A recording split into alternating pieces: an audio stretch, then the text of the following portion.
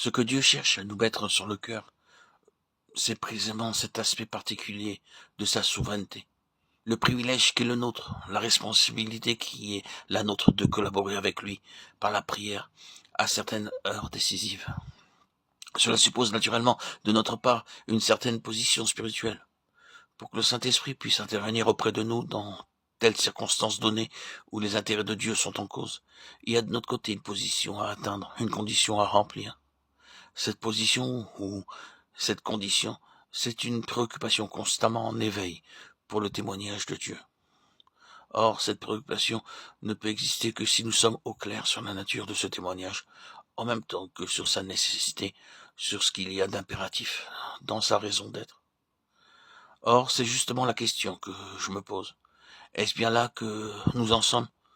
La remplissons-nous la condition? Sommes-nous préoccupés du témoignage du Seigneur au point d'être toujours prêts à entrer en lice et à payer de notre personne? Ou bien est-ce notre propre témoignage qui nous tient à cœur, notre propre vie spirituelle, l'état dans lequel nous sommes, nous? Sommes-nous pour nous-mêmes un centre de préoccupation? Pour de bonnes choses, je veux bien, mais qu'importe. Cela peut être une servitude, bien aimé, une source d'affaiblissement. Pour celui qui prend à tâche de s'en occuper, il n'y a rien de plus fortifiant, de plus libérateur qu'une vision d'ensemble, une préoccupation panoramique des intérêts de Christ. Il n'y a rien de plus déprimant, au contraire, il n'y a rien qui paralyse comme le souci constant de notre propre vie spirituelle. Je ne suis pas loin de croire que les 9/10 de nos ennuis, de nos embarras ou de nos déconvenus nous seraient épargnés si nous étions moins occupés de notre propre état. Le secret de la joie et de la liberté, pour beaucoup, consisterait simplement à ouvrir portes et fenêtres spirituellement et à s'enquérir des besoins du peuple de Dieu auprès et au loin, et de l'état général du témoignage du Christ dans le monde.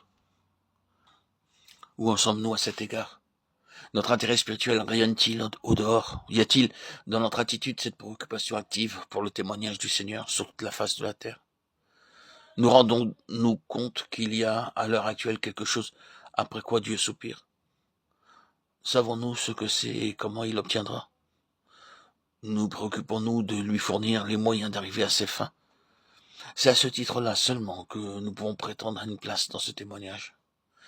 À toute époque, il faut à Dieu de ses collaborateurs. En sommes-nous?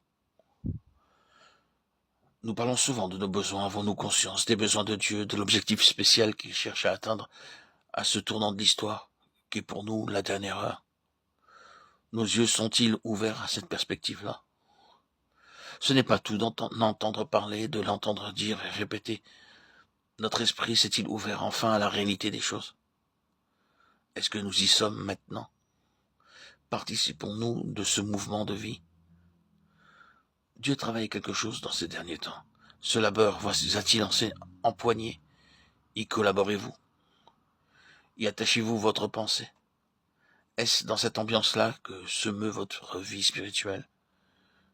Si oui, c'est très bien, mais alors, il ne peut pas en résulter pour vous une vraie préoccupation pour ce témoignage et pour le ministère qui s'y attache.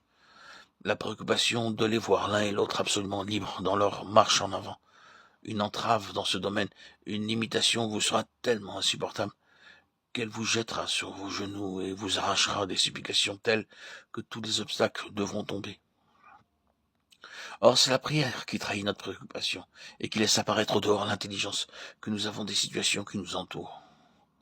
À la façon dont les gens prient, on peut toujours mesurer leur discernement spirituel et se rendre compte jusqu'à quel point ils y sont ou n'y sont pas. On ne peut pas vraiment prendre Dieu à partie en faveur d'une situation donnée si le cœur n'y est pas. Quand le cœur y est, c'est plus fort que vous. Quelle pierre de touche, n'est-ce pas?